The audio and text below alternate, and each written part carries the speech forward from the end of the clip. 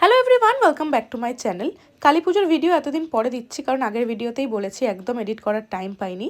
তো কালী পুজোর দিন রেডি শেডি হয়ে গিয়ে চলে এসেছি প্যান্ডেলে। এই যে আমাদের প্যান্ডেলের ঠাকুর, আমরা কজন সংঘ, আমাদের ক্লাবের নাম।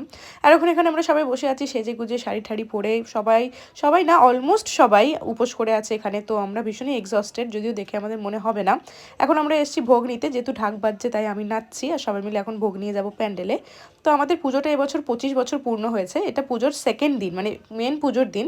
বাট এর আগের দিনও অনেক মজা হয়েছে, অনেক কিছু হয়েছে যেখানে আমরা ছিলাম না, কারণ আমাদের সবারই অফিস ছিল।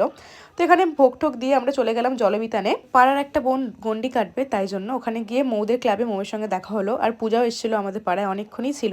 তারপর প্যান্ডেলে এসে আমরা পুজো শুরু করে দিলাম, প্রদীপ জ্বালানো, অঞ্জলি দেওয়া সব হলো।